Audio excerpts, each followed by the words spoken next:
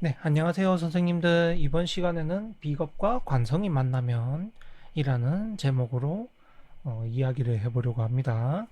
그럼 처음에 이제 이전에도 몇 번 보셨듯이 비겁과 관성이라는 건 비겁 입장에선 관성은 이제 충당하는 것이죠. 극충당하는 겁니다. 근데 이제 보면은 관성 입장에선 극을 하죠. 극을 합니다. 극충이죠. 이것도 이제 극충이에요. 음, 극충을 하는데 여기서는 극에 더 가깝고 얘 입장에서는 이제 극충인 거고 그렇게 되죠. 이게 딱 보면 나란 일에도 보이지 않습니까? 국가라는 곳이나 이런 곳은 나를 원하잖아요.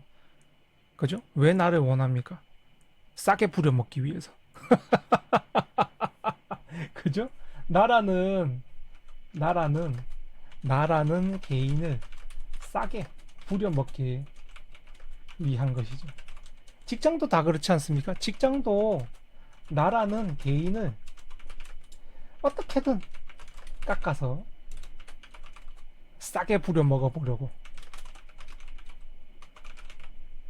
그죠?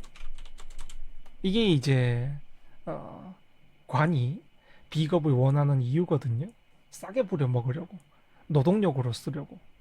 그렇게 되는데, 그럼 비겁 입장에서 봤을 때는 나한테는 굉장히 힘든 일이잖아요. 그죠? 나를 일은 엄청나게 시켜놓고 임금은 짜게 준대. 비겁 입장에서 나를 부려먹고 임금은 짜게 줘.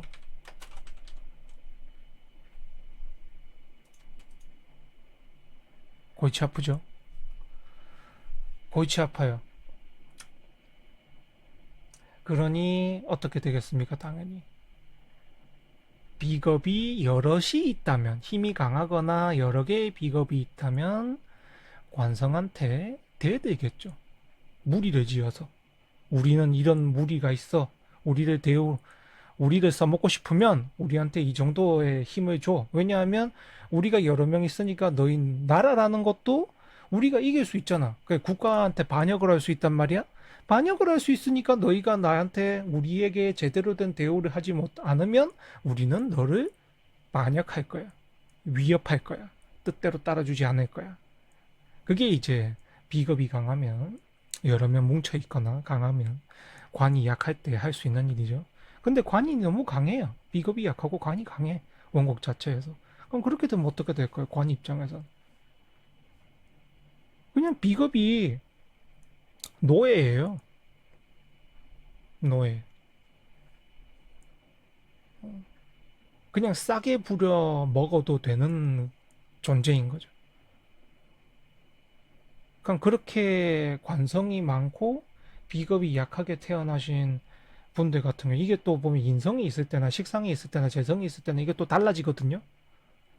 그래서 반드시 이제 두 가지 비겁이 약하고 관성만 있는 두 가지 사주가 아니라면 나머지는 하나씩 다 껴 있잖아요. 식상이 껴 있던 재성이 껴 있던 인성이 껴 있던 그럼 얘가 오행이라는 존재가 보면은 하나가 너무 강하면 나머지들이 또 어떻게든 처리를 해보려고 막 달려들어요. 음. 뭐 관이 많은데 인성이 있으면은 이 인성도 막 노력을 하고 식상도 노력하고 재성도 노력하고 막 다 해요. 그러니까 이제 각자 입장에서 봤을 때는 나한테 이런 소리를 하는 게 나는 그런 일이 벌어지지 않는데 그게 이제 다른 옆에 있는 애들이 이제 견제도 하고 대화도 하고 협상도 하고 막 그렇게 해요. 얘들이 전부 다. 가만히 있는 게 아닙니다. 사주 원곡상에서. 근데 일단 비겁과 관성만 있다면 비겁이 강할 때는 관성한테 우리는 역도야. 너 조심해. 나한테 제대로 안 하면 너 작살 날 거야. 그렇게 하는 거고 관성이 강하고 비겁이 약하면 이 사주 자체에서는 그냥 내가 그냥 정말 조용히 살아갑니다. 정말. 왜냐하면 바깥의 모든 일들이 보면은 나에게 짐이고 부담이고 거기에 또 나를 제대로 대우 안 해주려는 사람들만 있거든요. 그럼 내가 헐값에 모든 것들을 해야 되는 일들이 발생을 하는 거죠. 그래서 이제 이 비겁과 간성이 만났을 때 여기에 대한 설명을 제가 또 드렸고, 여러분들 사주에서도 이런 비슷한 구성이지만 이런 일이 발생하고 있지는 않습니다. 그러면 나머지 이제 인성이나 식상이나 재성이나 이런 것들이 이제 다 이야기들을 해주고 있는 거예요. 비겁한테도 이야기하고 관성도 이야기하고 그래가지고 계속 이제 조율을 합니다. 어떻게든 이제 살아야 되니까.